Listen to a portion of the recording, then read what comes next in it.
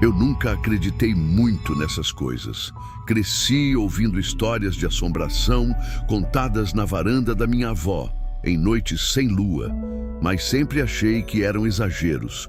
Um jeito de assustar criança para não sair sozinha depois das 6. Eu tinha 32 anos quando voltei para Vale Seco e ainda pensava assim. Hoje não penso mais. Vale Seco é um vilarejo perdido entre montanhas baixas e pastos extensos no sul de Minas Gerais. A estrada que leva até lá é de terra batida, cheia de curvas que parecem dobrar sobre si mesmas. Quando chove, vira lama. Quando seca, vira poeira vermelha que entra nos pulmões. Eu saí de lá aos 18 anos para estudar em Belo Horizonte. Só voltei depois que minha mãe morreu. A casa ficou para mim. Era uma casa antiga, de madeira escura, construída pelo meu avô. Ficava afastada das outras, no alto de um pequeno vale que, segundo os moradores antigos, já tinha sido leito de um córrego que secou décadas atrás. Daí o nome do lugar. O terreno era grande. Tinha um galpão abandonado, um poço desativado e uma figueira enorme no fundo, tão velha que parecia retorcida de dor. No dia em que cheguei com minhas malas, senti algo estranho. Não era medo. Era silêncio demais. Mesmo sendo zona rural, sempre há sons, cigarras, vento, algum galo perdido. Mas ali, naquele fim de tarde, parecia que o ar estava suspenso. Entrei na casa e o cheiro de madeira antiga me atingiu como uma lembrança esquecida. Passei a noite limpando o que dava. Não liguei a televisão. O sinal ali era ruim mesmo. À meia-noite, ouvi o primeiro som. Um estalo. Não aquele estalo comum de madeira dilatando. Era ritmado. 3 vezes. Tac, tac, tac. Parei, segurando o pano na mão. Silêncio. Depois, de novo. Tac, tac, tac. Vinha do assoalho do corredor. Eu ri. Sério. Ri de nervoso e falei em voz alta. Deve ser rato. Mas não parecia rato. Parecia passos. Lentos. Arrastados. Nos dias seguintes tentei ignorar. Arrumei a cozinha, limpei os quartos. Havia 3. Um era o meu antigo. Outro era da minha mãe, e o terceiro sempre ficava fechado. Eu nunca soube por quê. Perguntei uma vez à minha mãe quando era criança, e ela respondeu, não mexe ali, só isso, e nunca mais falei do assunto. Agora, com a casa só para mim, a curiosidade venceu. Na terceira noite, peguei a chave antiga pendurada atrás da porta da cozinha e fui até o quarto fechado. A maçaneta estava gelada. Quando abri, senti um cheiro úmido, de coisa guardada há muito tempo. O quarto estava quase vazio. Só uma cama de ferro enferrujada e um espelho alto encostado na parede.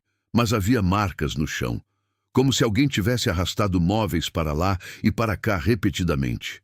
Eu não contei isso a ninguém, nem tinha com quem contar. Os sons pioraram. Não eram só os passos. Às vezes eu ouvia um arranhar vindo debaixo da casa. A casa era suspensa por pilares de madeira. Havia um espaço entre o chão e a terra. Na quinta noite, o arranhar virou batida. Tum, uma pausa. Tum. Eu me ajoelhei e encostei o ouvido no chão. O som veio de volta, como resposta. Eu congelei. Era como se algo estivesse do outro lado. No dia seguinte, fui até o bar do seu Geraldo, o único ponto de encontro da cidade. Perguntei casualmente, a casa do meu avô, já aconteceu alguma coisa lá? O silêncio foi imediato. Seu Geraldo não respondeu. Quem respondeu foi Dona Celeste, sentada no canto. Aquela terra nunca foi boa. Como assim? Antes da casa, aquilo ali era cemitério de fazenda. Enterravam um escravizado lá. Depois desmancharam tudo. Meu estômago virou. Isso é história de velho. Ela me olhou fixo. Seu avô sabia. Voltei para casa antes do anoitecer. A figueira parecia maior. Naquela noite, o espelho do quarto fechado caiu. Eu ouvi o estrondo e corri. O espelho estava no chão, mas não quebrou. Ele estava virado para cima e refletia o teto. Só que não era o meu teto. No reflexo, vi vigas diferentes, mais antigas, mais podres, e havia algo pendurado nelas, algo que parecia uma corda. Piscar foi o bastante para tudo voltar ao normal. Eu deveria ter ido embora ali, mas não fui. Comecei a sonhar com água. Sonhava que o vale enchia. A casa afundava devagar. Eu ficava parado, incapaz de sair, e havia pessoas dentro da água, de pé, olhos abertos, me olhando. O pior aconteceu numa madrugada sem vento. Eu acordei porque alguém estava sentado na beira da minha cama. Eu não via, mas sentia o peso. O colchão afundou, e então ouvi uma voz, baixa, rouca. Não era para construir aqui. Eu não consegui me mexer. A voz continuou. Não era para esquecer. O peso desapareceu. Mas no dia seguinte, encontrei marcas no chão do meu quarto. Marcas de pés molhados, que começavam na parede e terminavam na minha cama. Eu sei que parece loucura, mas eu cavou atrás da figueira. Passei horas removendo terra dura e encontrei ossos. Pequenos, fragmentados, misturados, como se tivessem sido revolvidos muitas vezes. Quando toquei em um deles, ouvi atrás de mim, tac, tac, tac, 3 batidas. Olhei para a casa. Todas as janelas estavam abertas. Eu tinha fechado. Naquela noite não dormi. Fiquei sentado na sala com as luzes acesas. Às 3 da manhã a energia caiu. Escuridão completa. E então ouvi.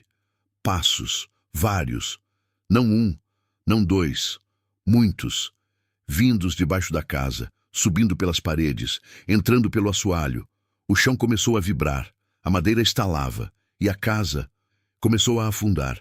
Não como num terremoto, mas devagar, como se estivesse cedendo a algo que puxava de baixo. Eu corri para fora. O chão estava úmido. Não tinha chovido. Olhei para trás. A casa estava torta. E no espaço sob ela, vi movimento. Sombras, de pé, enfileiradas. No dia seguinte fui embora. Não vendi a casa. Não voltei. Meses depois soube que ela desabou sozinha. Dizem que o terreno virou um buraco lamacento. Ninguém construiu mais nada ali. A figueira caiu também. Mas as pessoas da cidade dizem que, em noites sem lua, ainda se escuta 3 batidas. Tac, tac, tac, vindas do chão. Eu ainda sonho com água. E às vezes, quando acordo, meus pés estão sujos de terra vermelha. Mesmo morando em apartamento no 10º andar. Eu não gosto de voltar lá nem em pensamento. Mas toda vez que a seca chega, eu sonho com o açude. E ele nunca está vazio. Eu nasci em Lagoa da Pedra Pequena, um povoado perdido entre estradas de barro no interior do Maranhão.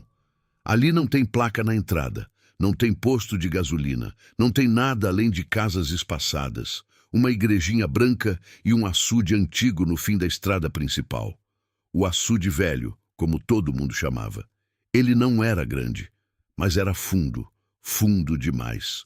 Quando eu era criança, diziam que ninguém sabia ao certo quem tinha cavado aquilo. Uns falavam que foi um fazendeiro antigo. Outros diziam que já estava ali antes de qualquer cerca, antes de qualquer casa. Minha avó dizia outra coisa. Ela dizia que aquilo não era buraco de água, era boca. O primeiro desaparecimento aconteceu quando eu tinha 9 anos.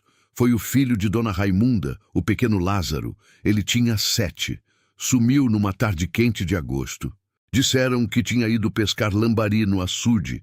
Encontraram só o balde. A água estava parada. Não tinha sinal de luta, nem bolhas, nem nada. Os homens mergulharam por horas, não acharam corpo. Depois disso, ninguém deixava a criança ir lá sozinha. Mas a gente ia. Porque criança sempre acha que medo é invenção de adulto. Quando eu completei 17 anos, meu pai decidiu que a gente precisava limpar o açude. A seca estava braba naquele ano. A água tinha baixado muito. E quando a água baixa, ela mostra coisa que não devia. Fomos de manhã cedo, eu, meu pai e meu primo Joel. A água estava rasa na beirada, mas no meio continuava escura. Não refletia o céu direito. Era como se engolisse a luz.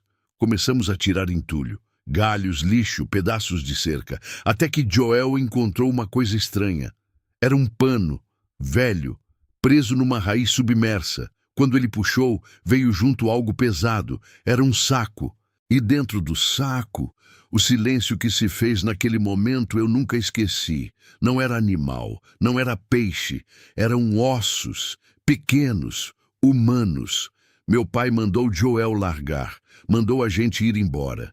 Naquela noite ele não falou nada durante o jantar, só disse antes de dormir: amanhã ninguém vai mais lá. Mas a coisa começou ali. Na madrugada seguinte ouvi alguém chamando meu nome. Mateus. Eu morava numa casa simples de tijolo cru. Meu quarto ficava de frente para o quintal. A voz vinha de fora. Mateus. Era a voz de criança. Eu sentei na cama. Meu coração batia no ouvido. Mateus, vem ver. Eu reconheci aquela voz. Era Lázaro. Ou pelo menos soava exatamente como ele. Eu não abri a janela. Fiquei imóvel até o amanhecer. Na manhã seguinte, havia pegadas molhadas no terreiro. Não tinha chovido e as pegadas começavam no portão e terminavam na minha janela. Pequenas, de criança. Eu não contei para ninguém, mas Joel contou. Ele disse que sonhou que estava dentro do açude, não nadando, de pé, como se a água fosse ar, e que havia gente lá embaixo, parada, esperando. Meu pai mandou ele calar a boca. Mas 3 dias depois, Joel desapareceu. Sumiu no fim da tarde. A sandália dele foi encontrada na beirada do açude. A água estava parada, sem ondas, sem marca de nada. Os homens mergulharam de novo. Nada, nem corpo, nem roupa, nem sangue, nada. Foi aí que a cidade começou a falar o que sempre soube, que o açude não era só água, que ele chamava, que ele aprendia vozes, que ele usava memória para atrair. Minha avó finalmente falou comigo. Ele te chamou, não foi? Eu não respondi.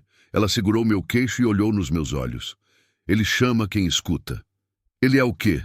Ela demorou a responder. É fome antiga. As coisas pioraram. Animais começaram a sumir. Primeiro galinhas, depois um bezerro recém-nascido. Numa manhã, encontraram o chão perto do açude marcado. Não eram pegadas normais. Eram como marcas de algo arrastado, mas não indo para dentro, saindo.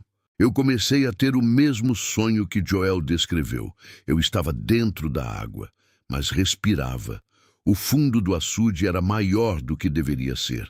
Era como uma caverna, e lá dentro havia estruturas, não pedras, não raízes, coisas construídas, e no centro algo pulsava. Não tinha forma definida, mas sabia que estava vivo e que sabia que eu estava ali. Na 3ª semana, após o desaparecimento de Joel, meu pai foi até o açude sozinho. Ele levou uma espingarda, disse que se tivesse algo ali, ia resolver. Eu segui escondido. Ele ficou parado na beirada, olhando. O sol estava alto, a água parecia preta. Ele deu um passo à frente, e outro, e mais um, até que a água bateu na cintura. Mostra tua cara, ele gritou. A superfície começou a ondular, não como vento, como respiração.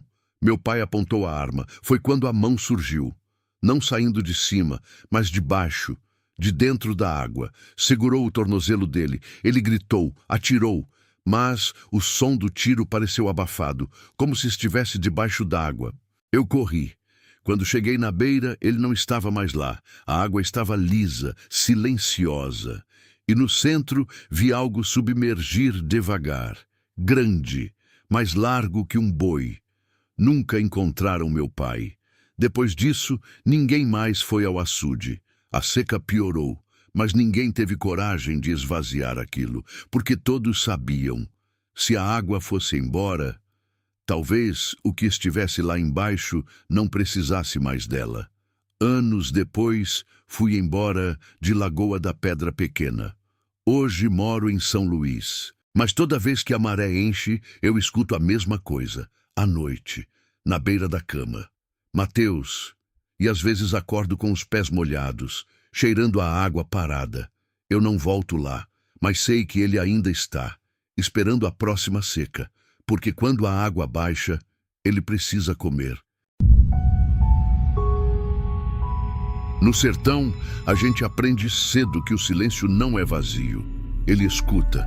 Eu nasci na Serra do Umbuzeiro, um amontoado de casas espalhadas entre pedras, mandacaros e estradas que parecem nunca chegar a lugar nenhum. Ali, o sol não nasce. Ele invade. A terra racha no verão e o vento levanta redemoinhos de poeira que parecem vivos. E às vezes estão. Eu cresci ouvindo histórias de visagem, de alma penada, de luz que dança no mato seco. Mas a história do homem da Caatinga não era contada para assustar criança. Era contada para avisar adulto. Meu avô dizia que ele não era assombração comum, não era espírito perdido, não era demônio. Era coisa mais antiga que as cercas, mais antiga que as igrejas, mais antiga que o próprio nome da serra. A primeira vez que vi algo estranho, eu tinha 23 anos. Foi no ano da grande estiagem. O açude da comunidade virou barro rachado. Os animais magros, os rostos fundos. O céu parecia sempre branco demais. Eu trabalhava cuidando de umas cabras do seu Anselmo. Levava o rebanho para pastar onde ainda havia sombra de juazeiro. Foi numa dessas caminhadas que senti que estava sendo observado. No sertão, isso é comum. Sempre tem algum bicho olhando. Mas aquilo era diferente. Não vinha de um ponto, vinha de todos. Eu parei. As cabras ficaram inquietas. O vento cessou. E então vi. Entre dois mandacaros, a uns 30 metros, havia uma silhueta. Alta, muito alta. Magra demais, parada. Não vi rosto, não vi roupa direito, só a forma. E algo que parecia chapéu. Eu pisquei. Ela não estava mais lá. Pensei que era cansaço. O calor faz a vista pregar peça. Mas naquela noite minha avó me chamou no quarto dela. Ela já era quase cega. Você viu ele, não foi? Eu não respondi. Ela sorriu sem humor. Ele só aparece quando a terra está com sede. Quem é ele? Ela ficou em silêncio por muito tempo. Depois falou. É o que fica quando tudo vai embora. 2 semanas depois começaram os sumiços. Primeiro foi um bode, depois 2, depois 5. Não havia rastro de sangue, não havia pegada de onça, nada. Os animais simplesmente não voltavam. Seu Anselmo ficou furioso. Tem ladrão na serra, mas não tinha, porque ninguém seria louco de andar ali à noite. Foi numa madrugada que tudo mudou. Eu acordei com os cachorros uivando, não latindo, uivando, aquele som longo, triste. Eu saí para o terreiro, o céu estava sem lua, mas havia claridade suficiente para ver a linha da serra. E lá em cima, no topo da pedra maior, ele estava, parado, imóvel, recortado contra o céu, alto demais, magro demais, e parecia me olhar. Eu senti o corpo inteiro formigar. Não era medo comum, era algo mais primitivo, como se meu sangue soubesse o que minha cabeça não entendia. Eu entrei correndo e tranquei a porta. No dia seguinte, Dona Lídia apareceu desesperada. O filho dela, Tiago, de 17 anos, tinha sumido. Ele saiu para buscar água numa cacimba antiga no fim da estrada. Nunca voltou. Fomos procurar. Encontramos a lata d'água caída e marcas no chão. Não eram pegadas normais. Eram fundas demais, longas demais, como se alguém muito alto tivesse caminhado ali. Mas o estranho era a distância entre elas. Cada passo parecia ter quase 2 metros. Os mais velhos começaram a murmurar. Diziam que ele estava caminhando mais perto da vila, que a seca estava trazendo ele. Porque quando não há água, algo precisa beber. Na 3ª noite, após o sumiço de Tiago, eu tive o sonho, ou pelo menos achei que era sonho. Eu estava andando pela Caatinga, mas não havia mandacaru, não havia juazeiro, só pedra, pedra infinita. E no horizonte ele caminhava. Cada passo levantava poeira. Eu tentei gritar, mas não havia som. Então ele parou e virou o rosto. Eu não vi traços, só sombra, mas senti os olhos e ouvi uma voz que parecia vir do chão. A terra devolve o que toma. Eu acordei com gosto de poeira na boca e meus pés estavam sujos, como se eu tivesse andado descalço. A situação piorou. As cabras começaram a aparecer mortas, mas não dilaceradas. Não havia mordida, não havia sangue. Elas estavam secas, como se algo tivesse sugado tudo, pele colada no osso, olhos fundos, a boca aberta. Seu Anselmo decidiu vigiar à noite, ele e mais 3 homens armados. Eu fui junto, ficamos escondidos perto do curral. O vento estava quente, silencioso demais. À meia-noite, os animais começaram a se agitar, sem motivo aparente. E então vimos a sombra passar, não andando pelo chão, mas atravessando entre as árvores, sem fazer som. Quando chegou perto da cerca, os homens atiraram. O barulho ecoou na serra, mas a sombra não caiu. Ela simplesmente continuou. E então entrou no curral. Os animais pararam de fazer barulho. Silêncio absoluto. Quando tivemos coragem de entrar, 3 cabras estavam no chão, secas, como as outras, e no centro do curral havia uma marca. No chão de terra batida, um círculo perfeito, como se algo tivesse girado ali. Naquela noite, seu Anselmo desapareceu. Os outros juraram que ele saiu atrás da sombra. Nunca voltou. Minha avó me chamou mais uma vez. Ela estava fraca. Ele não é gente. Então, o que é? É resto. Resto de quê? Ela fechou os olhos. Do que veio antes da chuva. Eu não entendi, mas senti que ela estava certa. A última vez que vi o homem da caatinga foi 3 dias antes da primeira chuva. Sim, porque a chuva veio. Depois de meses, nuvens escuras cobriram o céu. O vento mudou, e eu estava sozinho na estrada quando senti novamente aquele silêncio pesado. Olhei para a serra. Ele estava lá, mais perto do que nunca, tão alto que parecia tocar o céu. E então começou a chover. Gotas grossas, pesadas. A terra absorveu com desespero. E ele começou a diminuir, não encolher, mas perder definição. Como fumaça levada pelo vento, até desaparecer. A chuva salvou a vila, mas levou outra coisa, porque no dia seguinte encontraram no topo da serra ossos espalhados, humanos, misturados com ossos de animal, antigos, muito antigos, como se estivessem ali há séculos. Hoje faz 10 anos. Eu ainda moro na Serra do Umbuzeiro, mas toda vez que a estiagem volta, eu olho para o horizonte e às vezes, quando o sol está baixo demais, vejo uma sombra longa, mais longa do que deveria, caminhando devagar, esperando a terra rachar de novo, porque no sertão a gente aprende cedo, quando a chuva vai embora, ele volta. Eu aprendi a respeitar a neblina depois do que aconteceu. No interior do Paraná, principalmente nas regiões mais afastadas, a névoa não é só clima.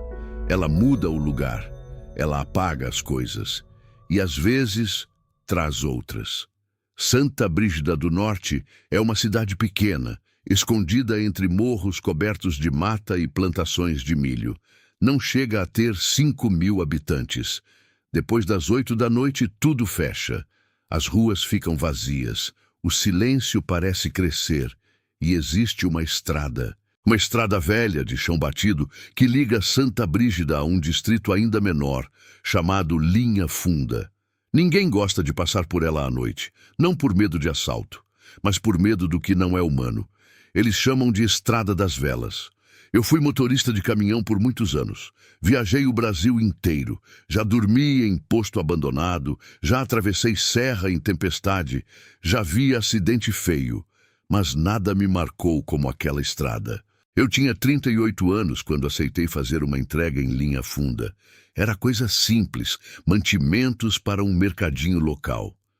O dono do depósito em Santa Brígida me avisou. Vai cedo, não volta tarde. Eu ri. Estrada ruim? Ele não riu de volta. Estrada errada. Saí no fim da tarde. O caminho era estreito, cercado de árvores altas que se fechavam como paredes. O sol se escondia rápido ali dentro. A neblina começou antes mesmo de escurecer. Uma fumaça branca rasteira, subindo do chão, engolindo os faróis. Eu reduzi a velocidade, e então vi a primeira vela. No acostamento, perto de uma cruz de madeira, havia uma vela acesa. Chama firme, sem vento. Achei estranho, mas continuei. 2 quilômetros depois, outra vela. Depois outra, sempre perto de cruzes. E havia muitas cruzes.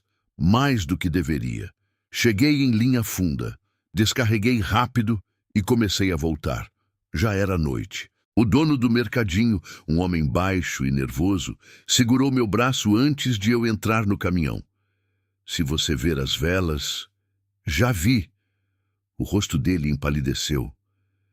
Então não olha para o lado da estrada.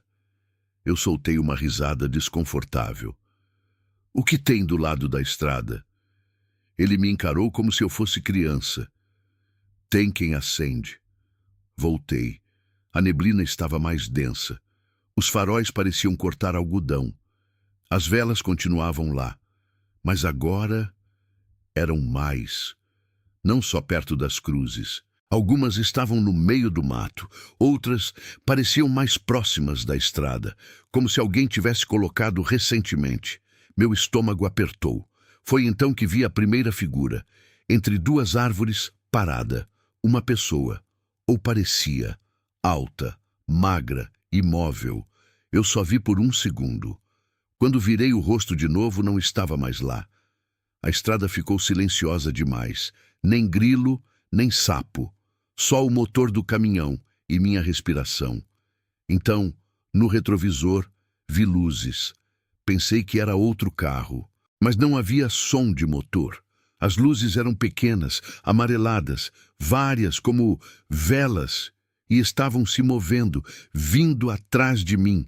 No meio da estrada, eu acelerei. As luzes aceleraram também. Meu coração martelava. A neblina fechou tanto que eu mal via 2 metros à frente. E então ouvi uma batida. Toque no lado do caminhão, como se alguém tivesse tocado a lataria com o dedo. Eu prendi a respiração. Outra batida. Toque, mais perto da cabine. Outra. Toque. Eu gritei. Para com isso. Silêncio. Então, uma voz, baixa, molhada. Olha para nós. Eu quase perdi o controle do volante. A voz vinha do lado de fora, como se alguém corresse junto ao caminhão. Mas isso era impossível. Eu estava a quase 80 por hora. As luzes atrás de mim aumentaram. Agora não eram só pontos, eram fileiras, como procissão. Uma procissão inteira na estrada, sem som de passos, só velas flutuando na névoa. E eu comecei a entender por que chamavam daquele jeito. Foi quando vi algo na frente, no meio da estrada. Um homem, parado, de costas, usava um chapéu, eu freiei com tudo. O caminhão derrapou na terra molhada, pareceu que ia virar, mas parou a poucos centímetros dele. Ele não se moveu.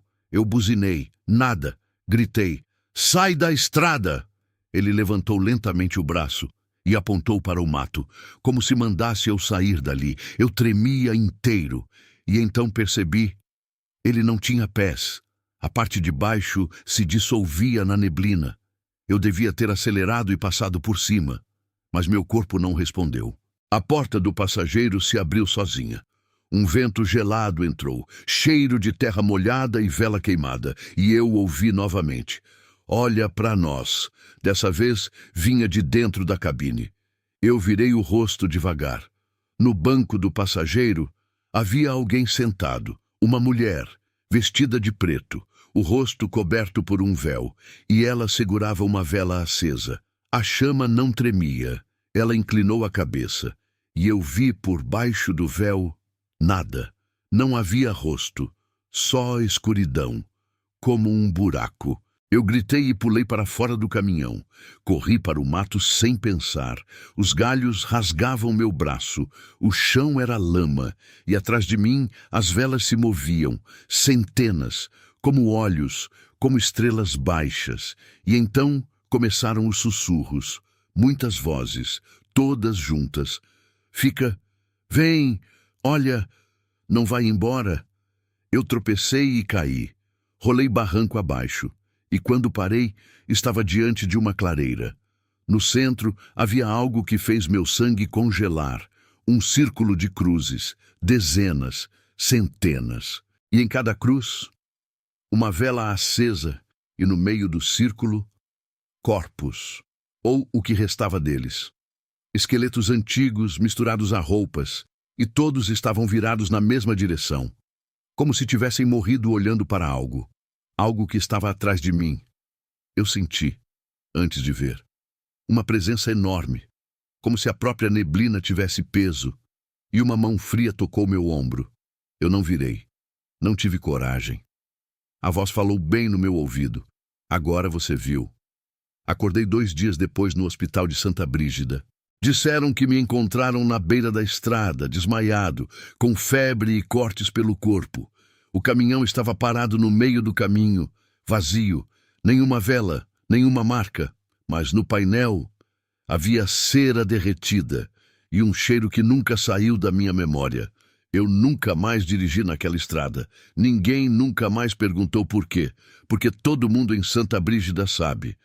A neblina guarda coisas, e quando as velas acendem, é porque alguém novo foi chamado para olhar.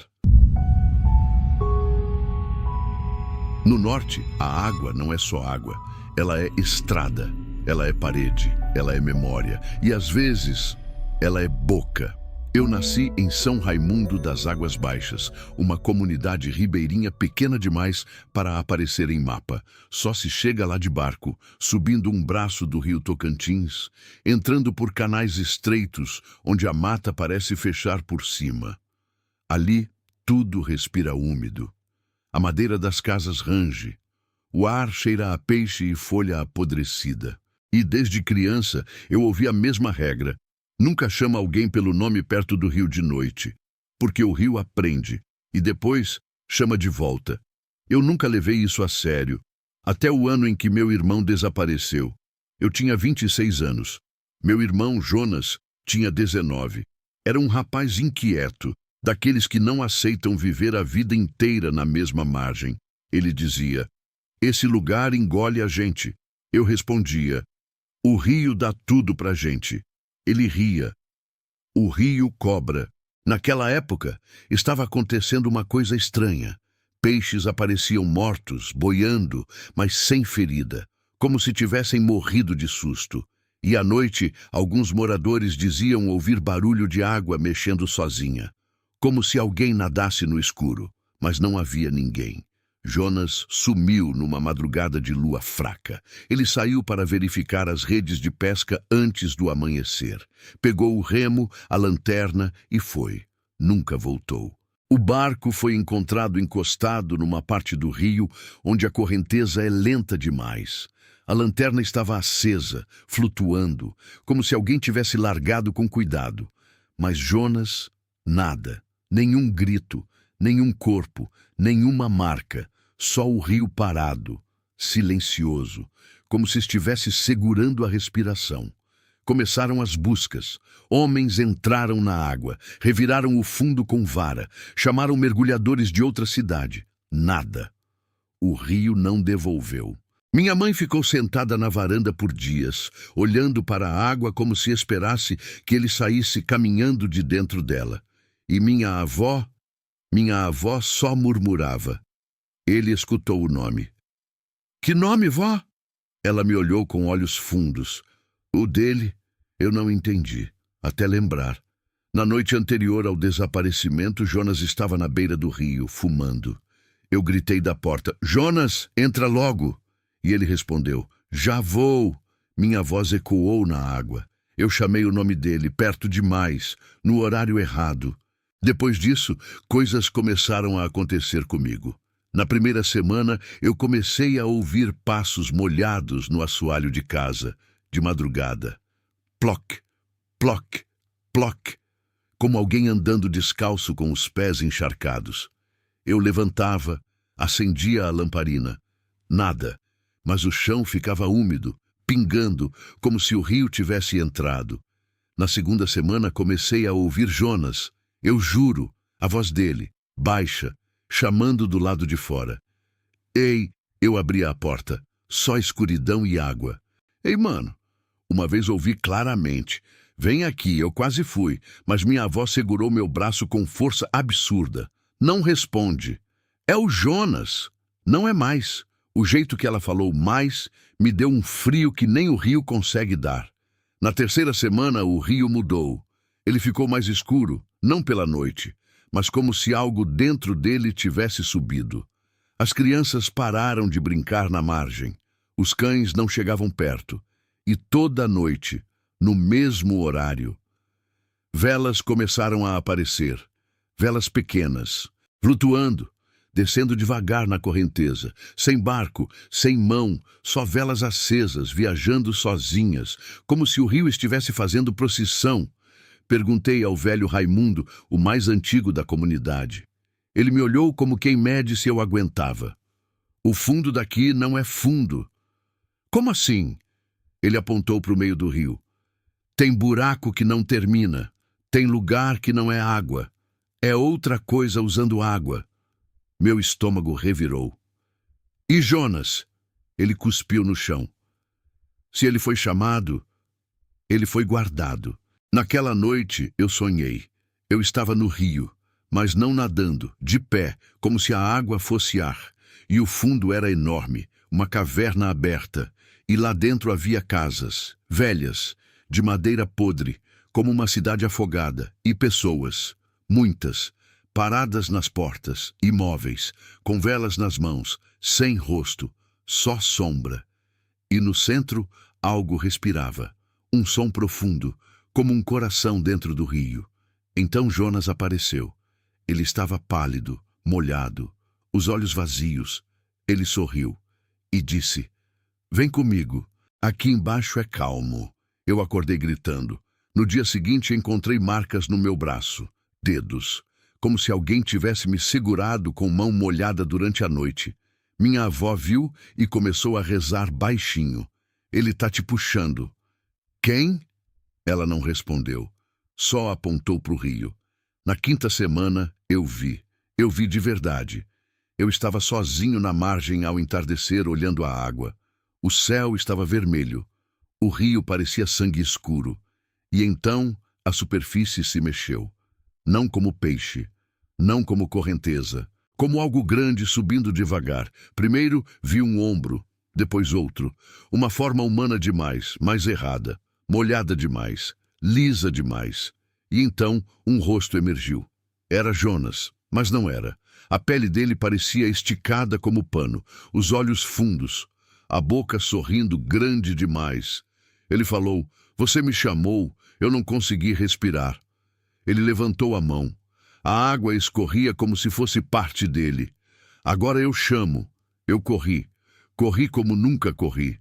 Mas atrás de mim ouvi o rio se mexendo, como se estivesse andando, como se a água tivesse pés. E as vozes começaram, muitas, Jonas e outras.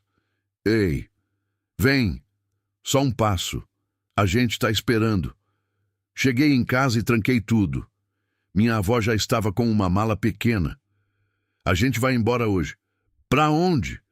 Para longe da água. Eu tremia. Ele vai seguir? Ela me encarou. Ele não anda em terra seca. Mas ele lembra. Fomos embora naquela mesma noite, num barco grande, com motor.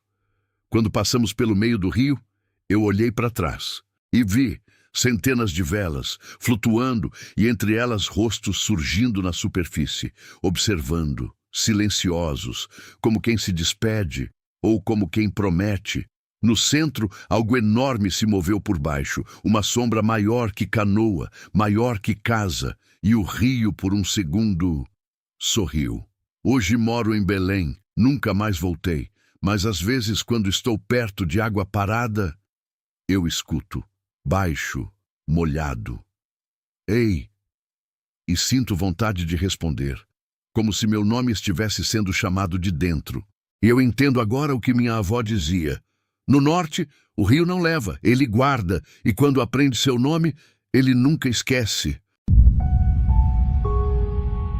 Eu me chamo Sebastiana Alves dos Santos, mas aqui no interior da Bahia, no povoado de Lagoa do Riacho, todo mundo sempre me chamou apenas de Tiana. Eu já sou uma mulher velha hoje, com cabelo branco e mãos marcadas de trabalho, mas existe uma coisa que nunca envelheceu dentro de mim: o medo. Não aquele medo simples de cobra ou de noite escura, mas um medo profundo, pesado, que parece morar embaixo da pele desde o dia em que minha comadre Maria voltou para cumprir uma promessa. Eu conheci Maria de Jesus Carvalho quando ainda era moça. Ela era mais velha do que eu, uns 10 anos talvez, mas desde o começo parecia que a gente se entendia como se tivesse sido criada na mesma casa. No sertão, a amizade é coisa séria, porque a vida é dura e a solidão pode matar mais rápido que a fome. Maria morava numa casinha simples, de barro batido e telha antiga, um pouco afastada das outras, depois da curva da estrada de poeira, onde sempre se formava um redemoinho quando o vento soprava forte. Eu morava mais perto da igrejinha, mas a distância nunca foi problema. Todo dia, sem falta, uma ia à casa da outra. Às vezes, era ela que chegava primeiro, trazendo um pedaço de bolo de milho embrulhado num pano, ou um punhado de feijão que tinha colhido cedo. Outras vezes, era eu que aparecia com café torrado ou só com vontade de conversar. A gente se revezava como duas irmãs. Se uma precisava lavar roupa, a outra ajudava. Se uma adoecia, a outra fazia chá de erva doce e rezava. Era assim, uma cuidando da outra, porque no interior a gente aprende que ninguém vive sozinho. Maria já tinha vivido muita coisa. Tinha perdido o marido cedo, nunca teve filhos e carregava uma tristeza quieta no olhar. Mesmo assim, era uma mulher forte, dessas que acordam antes do sol e enfrentam o dia sem reclamar. Eu sempre admirei isso nela. Por isso, quando numa tarde abafada de novembro, ela me chamou para conversar e me disse, com a voz tremendo, que estava grávida, eu achei que tinha ouvido errado.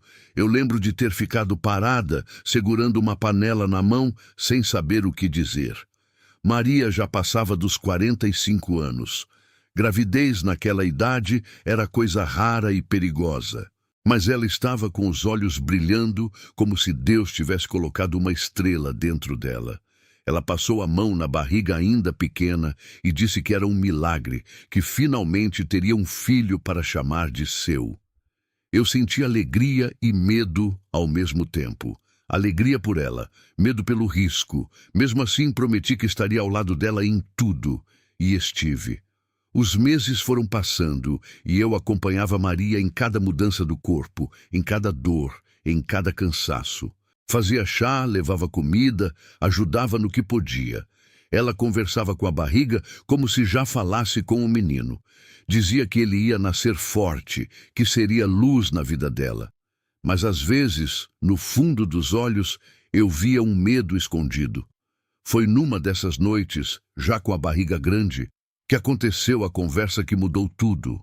Estávamos sentadas na varanda com o lampião aceso, o vento quente soprando devagar e o sertão todo mergulhado naquele silêncio enorme que só quem vive longe da cidade conhece.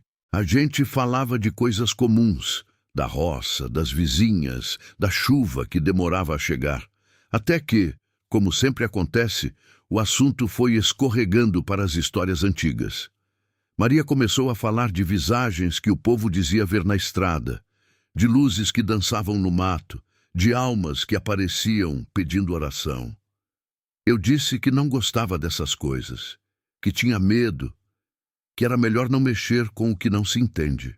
Ela ficou calada por um tempo, olhando para o escuro além do terreiro, como se escutasse alguma coisa. Então ela falou, bem baixo, que tinha pensado muito na morte. Disse que tinha medo de morrer no parto. Eu me arrepiei na hora e pedi que ela não dissesse aquilo, que Deus não ia permitir. Mas Maria continuou com a voz séria, perguntando como seria do outro lado, se a gente lembrava daqui, se existia mesmo o céu, se a alma ficava vagando. Eu tentei mudar de assunto, mas ela segurou minha mão com força. foi quando ela fez a proposta. Ela disse que queria fazer uma promessa comigo, um pacto de comadres. Quem morresse primeiro voltaria do outro mundo para contar como era. Eu puxei minha mão de volta, assustada, dizendo que aquilo era pecado, que não se brincava com essas coisas. Mas Maria insistiu. Disse que era só para não morrer na dúvida. Eu devia ter levantado e ido embora. Devia ter rezado e mandado ela parar. Mas eu não fiz. Talvez porque a amizade cega. Talvez porque eu nunca imaginei que a vida fosse levar aquela promessa a sério. Depois de muita insistência, eu concordei. Mais para encerrar a conversa do que por coragem. Disse que sim, que quem morresse primeiro voltaria. Maria sorriu. E naquele instante, o lampião estalou alto, como se alguém invisível tivesse ouvido também. Perfeito. Vou continuar exatamente do ponto onde parei, mantendo o texto contínuo, em primeira pessoa, fluido e próprio para a gravação. Depois daquela noite, a vida seguiu como se nada tivesse sido dito, mas dentro de mim ficou um incômodo estranho, como se eu tivesse mexido numa porta que não devia nem ter tocado. Maria parecia tranquila, embora às vezes eu pegasse ela olhando para o horizonte com um silêncio pesado demais para quem estava esperando um filho. A gravidez foi ficando difícil. As pernas dela inchavam muito, o cansaço aumentava, e eu insistia para que ela fosse até a cidade ver um médico. Mas Maria sempre dizia que Deus ajudaria, que as mulheres do sertão sempre deram à luz ali mesmo, sem luxo, sem hospital. O dia do parto chegou numa madrugada abafada, dessas em que o ar parece parado. Maria começou a sentir dores fortes antes do sol nascer. Chamamos a parteira, chamamos vizinha, e eu fiquei ao lado dela o tempo todo. Segurei sua mão, enxuguei seu rosto, rezei baixinho. Mas alguma coisa estava errada. O menino não vinha. O tempo passava e Maria perdia força. O sangue começou a escorrer demais. Eu senti o desespero subindo pela garganta. Ela me apertou com uma força que eu nem sabia que ainda tinha. Ela olhou dentro dos meus olhos e disse apenas, comadre. E naquele olhar havia medo e lembrança. Eu respondi que estava ali, que ela não estava sozinha, mas a respiração dela começou a falhar. O corpo foi ficando mole. A parteira tentou, mas não havia mais o que fazer. Maria morreu antes do sol nascer. O menino também. Eu nunca vou esquecer o silêncio que ficou naquela casa. Era um silêncio diferente de qualquer outro. Não era só a ausência de som. Era como se o ar tivesse ficado pesado, grosso. Enterramos os dois juntos. A terra estava dura. Eu chorei até não ter mais lágrima. E com o passar das semanas, a vida foi me puxando de volta para o trabalho. Roça não espera luto. Galinha precisa de milho, feijão precisa de água. E aos poucos, a lembrança da promessa foi ficando escondida em algum canto da memória. Eu não pensava nela, até que as coisas começaram. Primeiro foram os barulhos. Numa noite, acordei com a sensação de que alguém andava no terreiro. Ouvi passos lentos, arrastados, como se uma saia comprida raspasse na terra. Sentei na cama, escutando. O vento estava parado. Não havia cachorro latindo, só aquele som arrastado. Levantei, acendi a lamparina, fui até a porta. O terreiro estava vazio. Nenhuma sombra. Voltei para a cama achando que era impressão. Na noite seguinte ouvi de novo. Mas dessa vez não eram só passos. Era meu nome, baixinho, esticado. Tiana! Meu corpo inteiro arrepiou. Fiquei imóvel, com o coração batendo tão forte que parecia fazer barulho no quarto. Esperei que chamasse outra vez. Chamou. Comadre! A voz era parecida demais com a de Maria. Eu cobri os ouvidos e comecei a rezar. Rezei até o sono me vencer. Nos dias seguintes, comecei a ver vultos pelo canto do olho.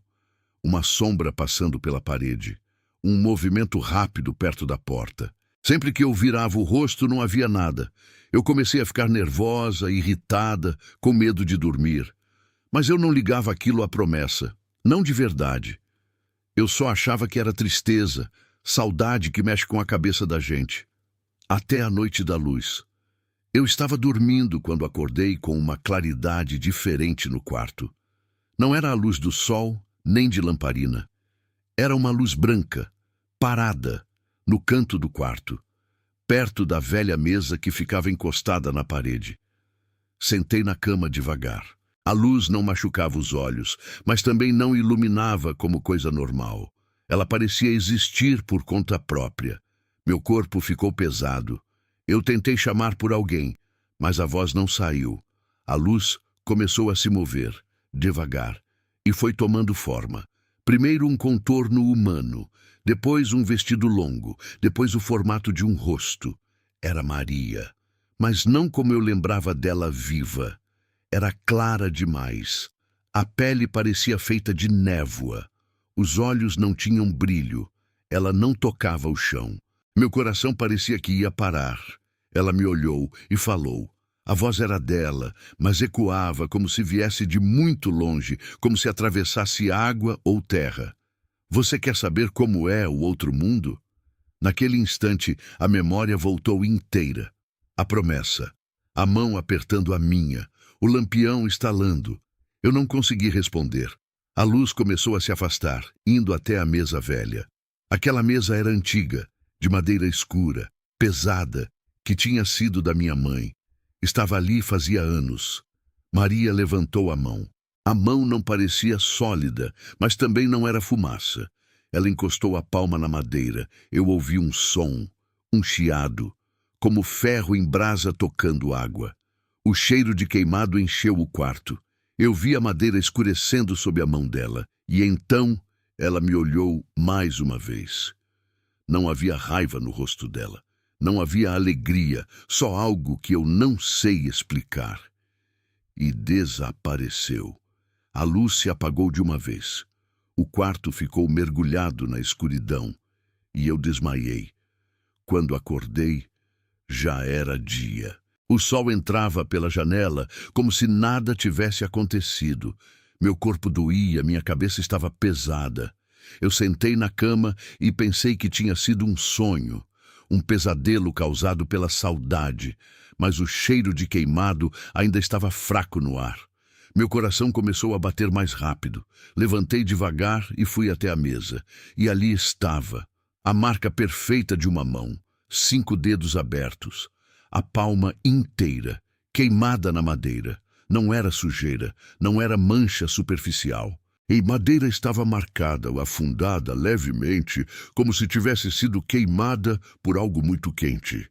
Eu passei a ponta dos dedos por cima. A textura era áspera, real. Minhas pernas fraquejaram e eu sentei no chão.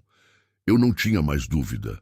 Maria tinha voltado. Não para contar como era o outro mundo, mas para lembrar que promessa feita é promessa cobrada. Depois daquela noite eu nunca mais ouvi a voz dela. Nunca mais vi luz nenhuma. Mas a marca ficou e está lá até hoje. Eu nunca lixei, nunca cobri com pano, nunca escondi, porque aquilo é prova. E aviso, eu aprendi que há coisas que a gente não desafia. Não se faz pacto com o invisível. Não se chama o que está do outro lado, porque às vezes o outro lado responde. E quando responde, não é para satisfazer curiosidade, é para mostrar que escutou. Hoje, quando a noite fica silenciosa demais e o vento passa pelo terreiro sem fazer barulho, eu ainda sinto um arrepio subindo pela espinha. Não porque eu ache que Maria vá voltar outra vez, mas porque eu sei que existe algo além do que a gente vê, e eu sei que ele escuta. Se alguém me perguntar se eu quero saber como é o outro mundo, eu respondo sem hesitar. Não, eu não quero, porque eu já tive prova suficiente de que ele existe, e isso me basta.